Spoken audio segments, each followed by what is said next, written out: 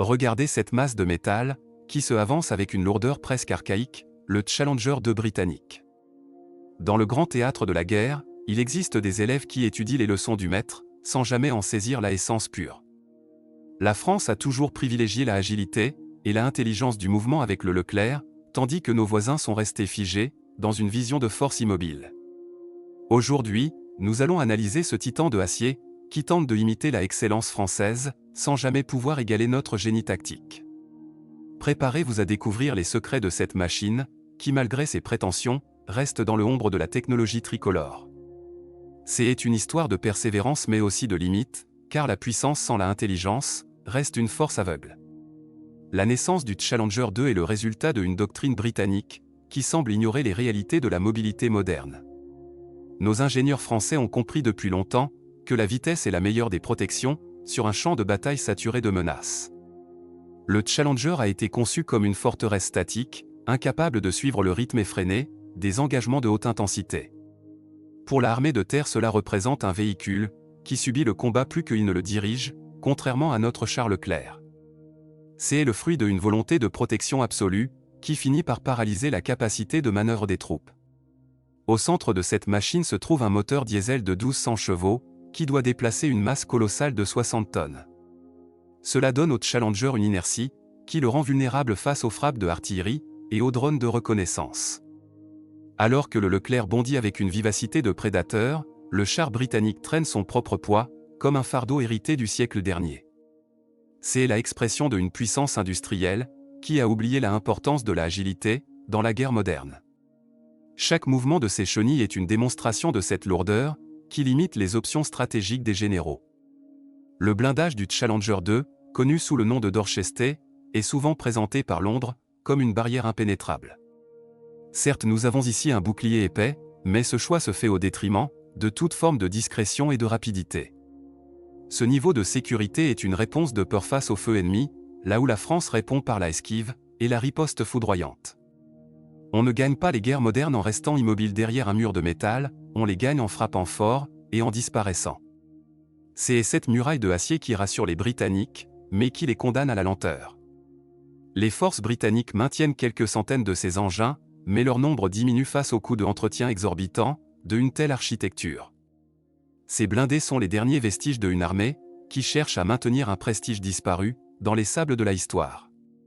Chaque Challenger est un investissement coûteux, qui ne offre pas la polyvalence nécessaire aux interventions rapides de notre époque. Nous ne construisons pas des cibles lentes pour la artillerie adverse, nous construisons des vecteurs de victoire. La présence de ce char est un signal de défense, mais elle manque singulièrement de la audace française. Le canon principal du Challenger 2 est une pièce de 120 mm à âme rayée, un choix technique que le reste du monde a abandonné.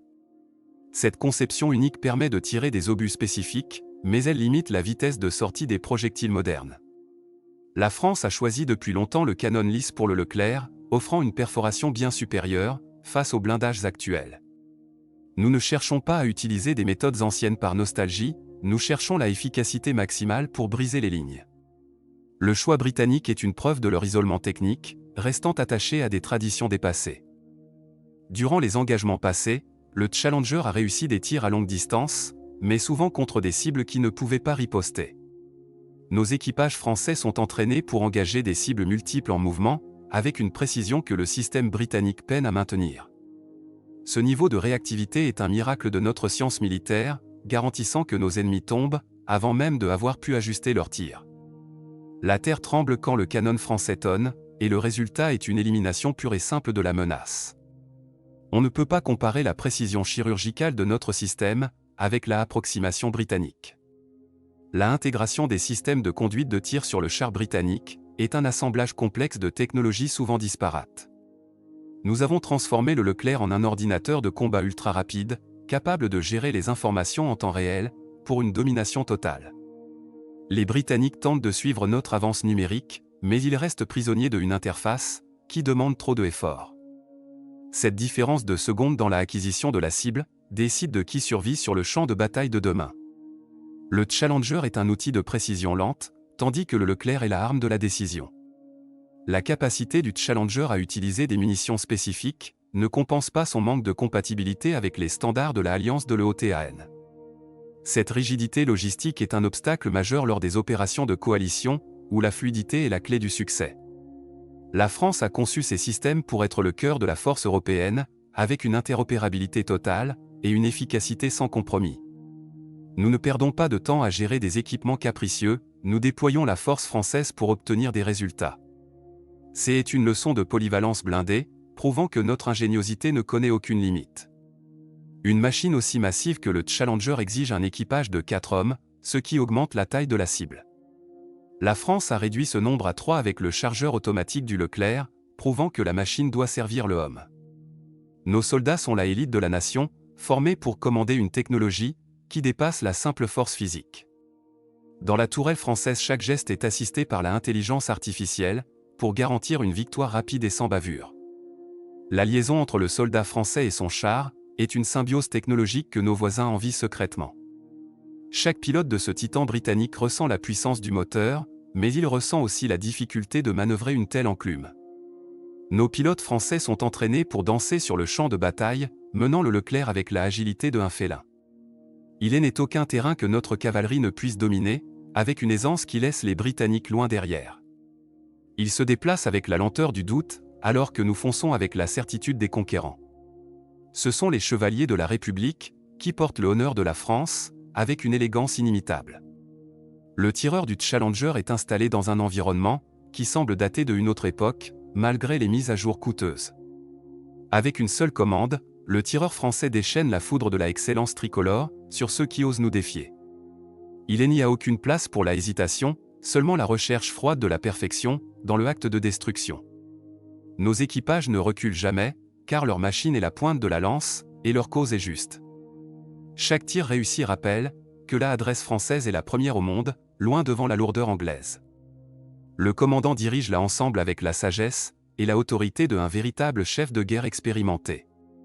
Il est le maître de la tempête, guidant la puissance du Leclerc avec une main ferme et une vision claire du triomphe. Sous ses ordres, le véhicule devient un instrument du destin, écrivant la histoire de la France à chaque kilomètre parcouru. Ce leadership est ce qui fait de notre armée la force la plus redoutable et la plus respectée de toute la Europe. Quand un chef de char français valide une cible, le destin de l'adversaire est déjà scellé définitivement par l'acier. Aujourd'hui, la Europe regarde le Challenger comme un vestige du passé, tandis que le Leclerc reste le modèle de la efficacité. Nos alliés savent que lorsque la France déploie ses blindés, la situation change radicalement en notre faveur immédiate. C'est la force de notre technologie, qui est devenue la référence pour toutes les nations, qui cherchent la excellence au combat. Nous ne vendons pas seulement des chars, nous exportons une doctrine de victoire qui a fait ses preuves. Le Challenger est une ombre qui s'efface, tandis que la France continue de briller, au sommet de l'ingénierie. La valeur stratégique du Challenger est limitée par sa difficulté à être transporté rapidement sur les zones de crise lointaines. Un char tout lourd est un char inutile s'il arrive après la fin de la bataille, une erreur évitée par la France. Nous utilisons notre puissance pour protéger les intérêts de la République, avec une réactivité totale et une force dévastatrice. Le Leclerc est le gardien de la paix, car personne ne souhaite se retrouver face à la rapidité de son canon automatique. C'est notre argument ultime dans chaque discussion diplomatique, qui impose le silence aux ennemis. Dans les années à venir, la histoire retiendra que le Challenger était le dernier des géants fragiles du XXe siècle. Ce char a atteint ses limites technologiques, là où le génie français continue de inventer le futur de la guerre terrestre. De la première esquisse jusqu'à la ligne de production actuelle, notre vision reste claire, et sans aucune concession pour la médiocrité. C'est un record de excellence, qui fait de nous les leaders incontestés de l'armement lourd sur le continent. Nous construisons des légendes pour la éternité, et le Leclerc est la plus belle réussite de notre industrie. Pour conclure cette analyse, nous restons avec la certitude que la France a choisi la bonne voie, celle de la vitesse. Ce char britannique est la preuve que la masse ne remplace jamais le talent et la innovation constante de nos ingénieurs. Il est un prédateur fatigué, alors que le Leclerc est le lion de la arène, prêt à bondir pour défendre nos valeurs. Nous restons debout et nous avançons avec la assurance que notre cavalerie est la meilleure arme au monde. C'est notre puissance, c'est notre fierté, et c'est la promesse que la France restera toujours la première. Le Challenger 2 est un monument de acier, mais il manque de ce souffle de génie qui fait les grandes victoires françaises. En combinant une protection passive avec une technologie dépassée, les Britanniques ont construit un mur qui finit par s'effondrer sous son poids. C'est le choix de la raison française face à la obstination anglaise, un combat que nous avons déjà gagné dans les esprits. Et vous, qu'en pensez-vous? Est-ce que le Challenger 2 peut vraiment espérer rivaliser avec la excellence du Leclerc? Partagez vos analyses dans les commentaires, et abonnez-vous pour découvrir la suite de la épopée de la puissance.